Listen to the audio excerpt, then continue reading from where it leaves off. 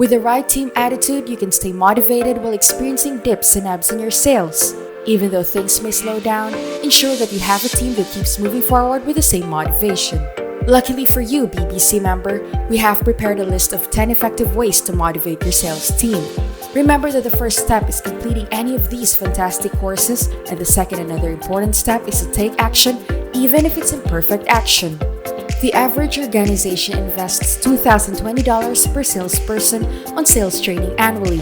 70% of those organizations plan to maintain or increase their spending on sales training in the year ahead. As a team leader, it's your job to motivate your team when they feel their progress is slower than desired. You must provide them with the resources and tactics needed for success so that they can keep moving forward. Here are tips you can use to motivate your sales team. Number 1. Form a mentoring program.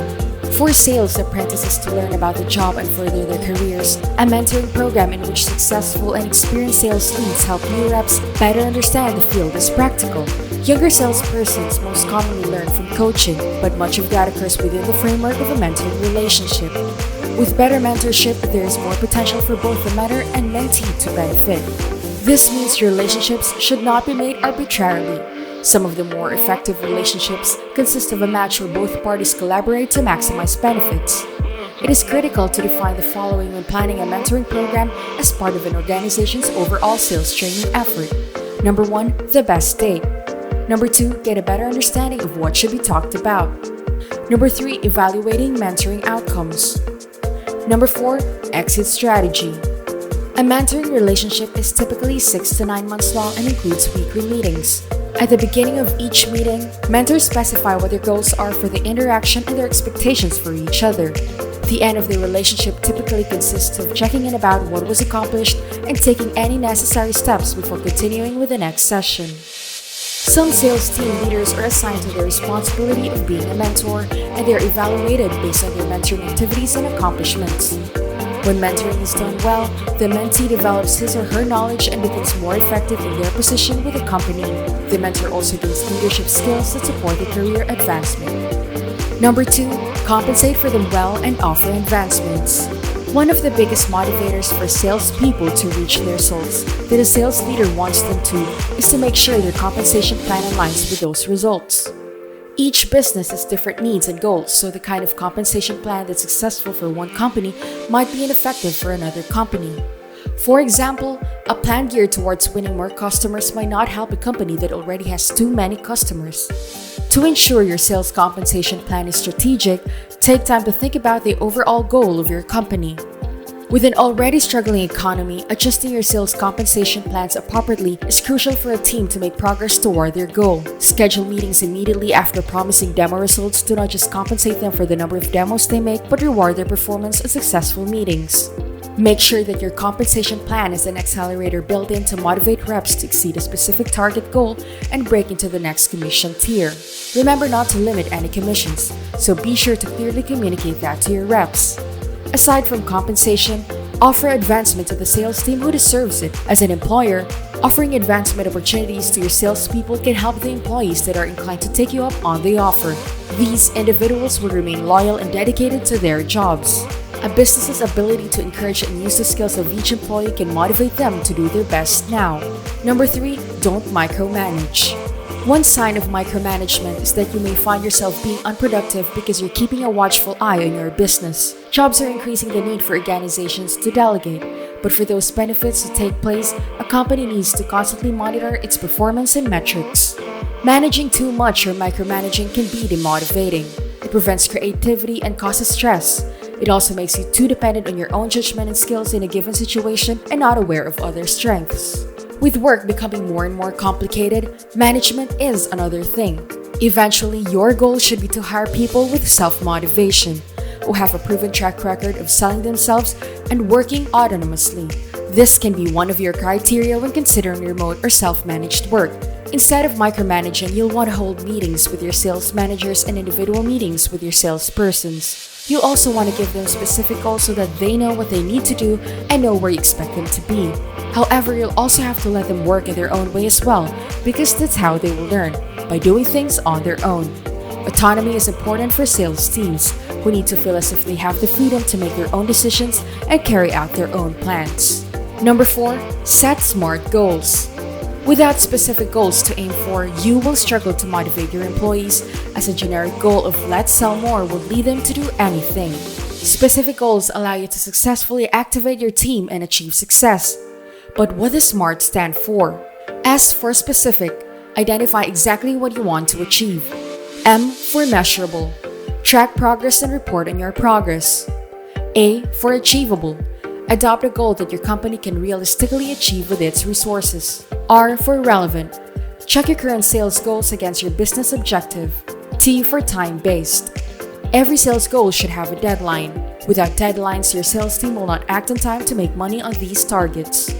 Set a monthly or quarterly sales goal.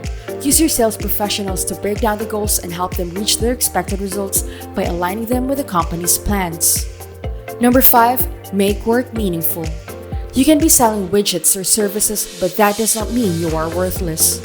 They help your customers in some way by providing them with what they need in some way. Some online businesses lose sight of what they want their substance to be as they sell widgets and services on a daily basis. This is true not just for the businesses in question, but also for their sales reps. It's up to you to remind your sales team that your product offering has value and meaning. Remember that thinking of selling your product as a commodity can be demotivating, and they will work harder if they consider it as solving an important challenge in their customer's life instead. You need to keep reaffirming this to your team members. You're not selling an item, instead you're offering a solution with added value, and your sales representatives will be motivated to work harder when you do this. It is essential to share customer success stories with your salespeople. Salespeople need reassurance that they're making a difference. If a company doesn't already have a mission statement, work with others on your executive team to create one. Number 6, gain respect from the team. If you want your salespeople to respect your authority, you should do the things that make them work hard for you. The top 3 things sales leaders can do to earn the respect of their team is to demonstrate expertise in their industry, take accountability for every aspect of their business, and focus on customer service. But here are more additional tips on how you can gain respect from your team. Number 1, be transparent. As a general rule, the more transparency and honesty you have in your business, the better. Unfortunately, some companies only share information in sales if they recognize it as successful. Instead of hiding things from their salespeople because it wasn't considered a success, these companies can build trust with their own data systems rather than relying on outside sources. Number 2, be consistent. Your reps should be treated equally to reach their highest potential. When something applies to Sally and Sue, they should both benefit from it. Your salespeople can detect inconsistency quickly, so you should have a level playing field. Number 3, ask for their feedback. Don't ask for feedback, then not use it. Feedback is really important and should be used to improve your work culture. Companies who ask for feedback from their employees get better results and stronger engagement from team members. Number 4, offer help. Help to make them feel secure by acting as backup support and making it known that they can count on you when they have a woe. If you're booked solid for demos, consider helping them out by drafting up a proposal for them. Follow up with a lead that has been hard for them, help to smoothly re-engage, and ensure your work appreciates their trust in you will reap the same rewards. Attaching yourself to your client's success is most rewarding when others are authentically helpful. Unsatisfying work environments can lead to anxiety and put a damper on team productivity. Openness to questions and concerns will teach your team how to see solutions and improvement. Always be a source of support. As you progress through your sales career, you know what it's like to feel like an outsider, especially if your company is not experienced in sales. Bringing new viewpoints to the table can provide fresh ideas for a team and allow your prospects to feel more confident about buying from you because you won't turn down their requests for additional resources. Number 7, educate your sales team. Education can make important difference to your sales team at work. You can offer training, webinars, and books as tools to help them improve their career. Working with these methods give you the ability to steer individuals on the right track. In order to access relevant data, sales representatives need access to your information technology infrastructure. You can give your sales team a one-day workshop, physical and virtual, that teaches them new techniques regarding their work, which will help them produce better results and receive bonuses in return. A proven strategy is having a one-on-one coaching session between the rep and sales manager, reviewing every call or demo with that individual to identify their strengths and weaknesses each week. Create a scorecard which defines your standards of excellence for particular parts of the sales process or skills that you're looking for in your reps and assess their performance based on those standards. Choose one area where potential growth can be seen by the employee monthly, as growth can only come from consistent coaching.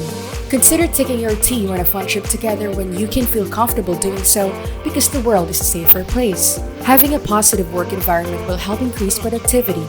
Number 8, be flexible with your leadership.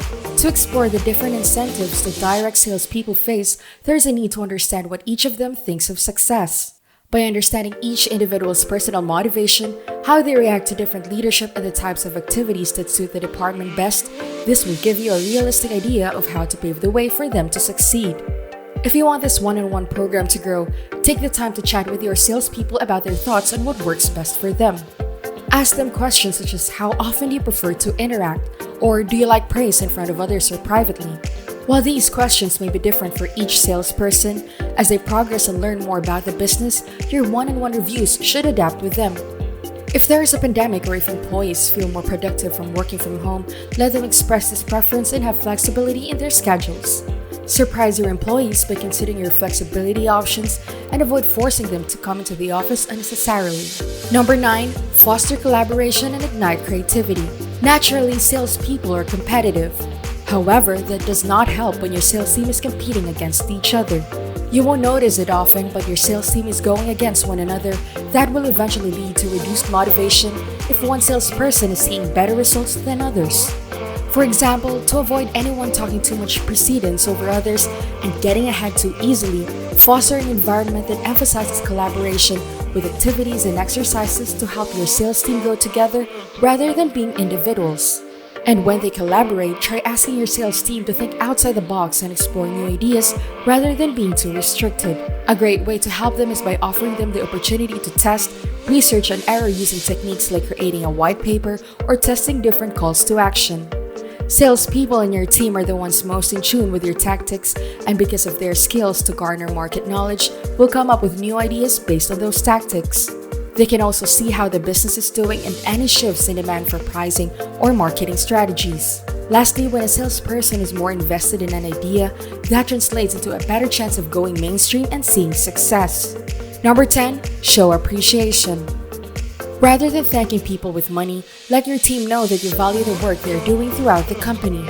Show appreciation for their hard work by praising them to boost the morale of everyone in the studio. The more co-workers feel appreciated, the more engaged and motivated they'll be to contribute a great work environment. Organizations that have sales strategy, implement training, and offer opportunities for higher levels of knowledge and advancement will find increased revenue from their salespeople. The less obvious but substantial benefits for organizations include the ability to retain talented employees and market to them more effectively. In recent days, job seekers are looking for opportunities to make employers look good. Companies that provide sales training with a continuous learning component are considered likable. That's it for this video, BBC member. Remember to subscribe to our channel. And if you feel like we've delivered value, please share this video with one person. That's right, just one person as a token of your appreciation for the hard work we put into making content that educates and helps you in your mission of building your own fortune. Remember, you can watch video after video, but it isn't until you actually take action that you'll start to see results. See you soon!